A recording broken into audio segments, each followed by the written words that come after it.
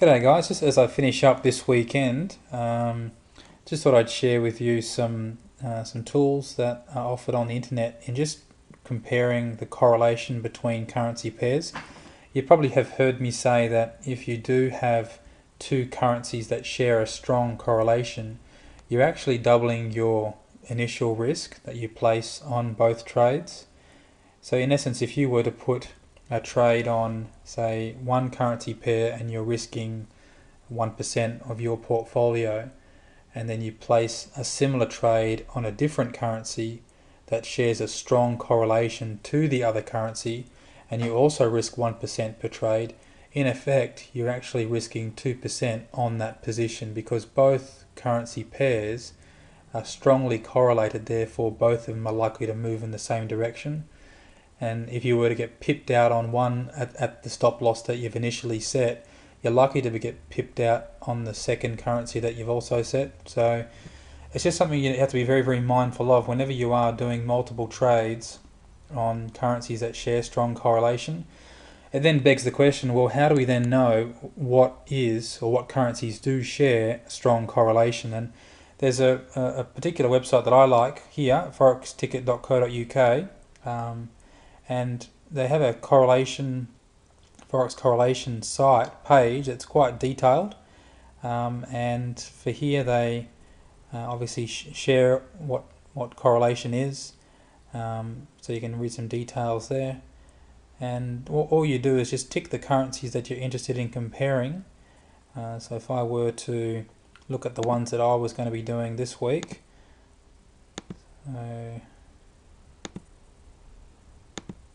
they don't have the New Zealand yen.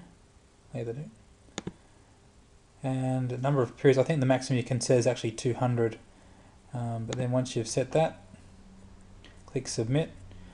And personally, I don't look at the 5-minute correlation. I'm not really that much of a trader, but look at the hourly and the daily. There is weekly available if you are a daily trader. And you can see here that as we mouse over, you can look at the correlation and the difference and the chart on the right hand side, what has happened to the correlation back in time past. And you can see that predominantly the cable and the euro share very strong correlation.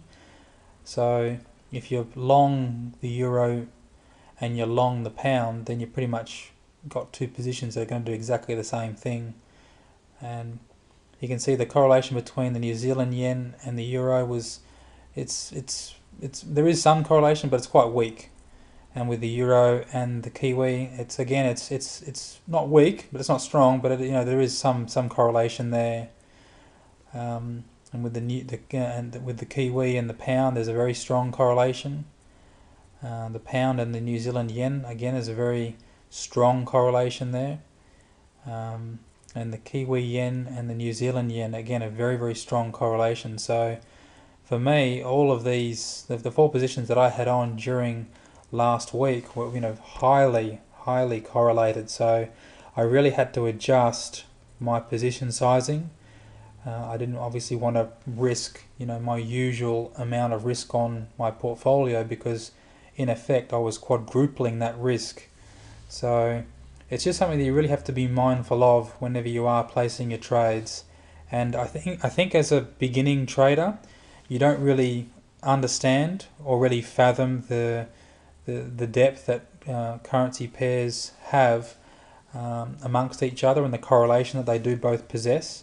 So this site I'd definitely keep on your bookmarks and just monitor your positions and the correlation that each possess. If you do happen to come across a pair that has a large negative number, so if we just add the Swissy, here, you're going to see it's a strong negative correlation. And what that means is that if I'm long the euro, it's the same as going short the Swissy. So a negative correlation just means that they share a strong correlation if in effect you are doubling your risk if both positions are in the opposite direction. So one is long, the other one's short. There are some other interesting tools here on this website. I do like the Forex volatility as well. So here you just get to see what the average candle's like, the average volatility of each candle. So the difference between the open and the close, the difference of the lower shadow, which could be the difference between the low and the open or the low and the close, depending on how the candle's finished, and the upper shadow as well. And you can see that the euro really has a lot of volatility around 8 to 1400 GMT. And you can actually look at some of your favourite currency pairs by just clicking on them on the left hand side here and just comparing and having a look. What I probably find the most interesting is the day, which day is generally the most volatile. It's generally a Wednesday. So that's why, and Monday actually is, but I think Monday carries a lot of Sunday's volatile trading. Tuesday's a bit quiet, but then yeah, Wednesday's seems to be the big one.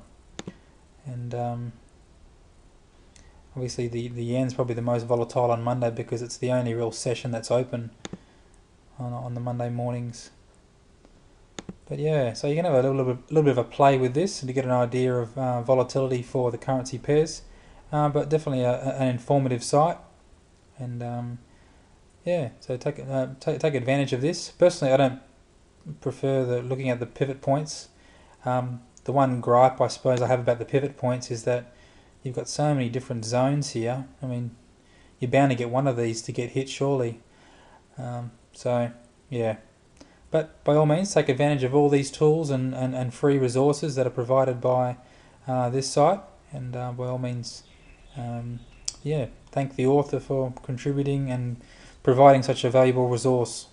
There is one other correlation site if you do want to compare correlation on other sites. One is Oanda here.